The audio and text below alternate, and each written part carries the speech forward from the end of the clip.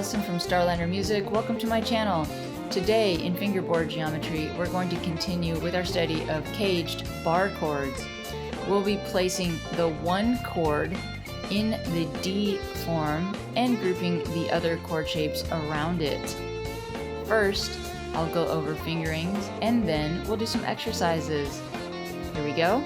I hope you enjoy it. Okay, today in fingerboard geometry, we're going to explore what happens when we put the D form movable chord into the one position. That means I'm going to make the D form shape my one chord, and then I will place the other chords of the key around it. So we're talking about diatonic chords or chords in the key. And this will create a convenient movable grouping where the chords are fairly close together. So I'm going to start off in the key of E, and I will be using the D form of E. Now, if you haven't checked out my other videos on caged movable triads, you need to probably do that so you understand what the forms mean, but this is the D form of E. So basically it looks like a D chord with the low root in it, and it's moved up the neck to where it's an E. So here is my one chord. This is E in the D form. So the two chord in the key of E is F sharp minor, and I'm going to make that in the E form. The three chord is G sharp minor, and I'm going to use the lower part of the G form for that. Now I could use the higher part, which means I would use this much of it. So I could come across like this. So this is the fingering for the higher portion, but for now I was using this. So that's G form minor, and then for a G sharp minor, and then I'm going to go to an A chord. This is the lower part of the G form A chord. I could have used the higher portion, which is this. So lower portion, higher portion. So that is my 4 chord. My 5 chord is B, and it's in the A form. And the 6 chord is in the C form. That is C sharp minor. I left off the 7th chord, which is D sharp diminished, just because it's less common in this bar chord format. So that is the key of E. Now let's look at another key. Okay, just for an example, on the other end of things here, I decided to do D flat. So let's start off with the one chord. That would be D flat in the D form. So I'm all the way up here with the root at the 11th fret. Here's my root at the 11th fret, and I'm playing now the D form. So this is my one chord, D flat. Now the 2 chord in the key of D flat is E flat minor. So here's my E form bar chord. That's E flat minor, 2 chord. 3 chord is F minor, and I'm going to use the higher portion. It's just easier to reach here. So this is the higher part of this movable chord. So that's F minor. And I'm going to do the same for G flat. That's the 4. It's also in the G form. And then the 5 chord is A flat. And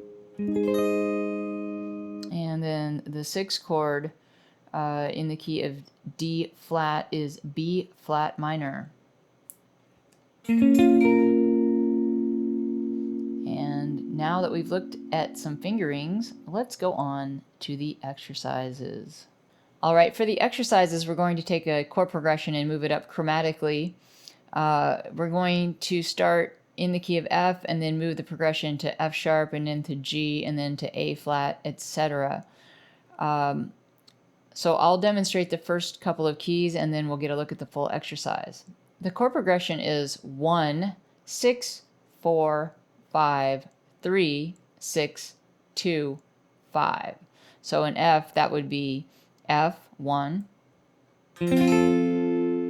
6 is D minor,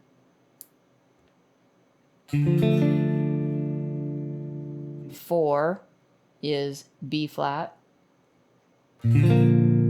5 is C, 3 is A minor, 6 D minor, 2 G minor, C, 5. And then we move up 1 fret and do the same thing in the key of F sharp. So F sharp, D sharp,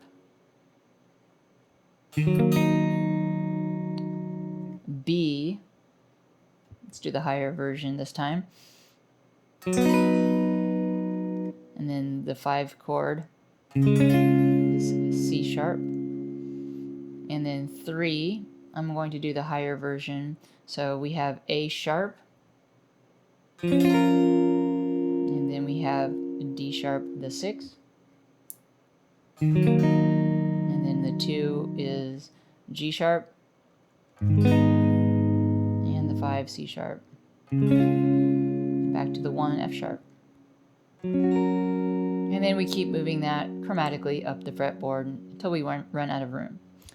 Let's get a look.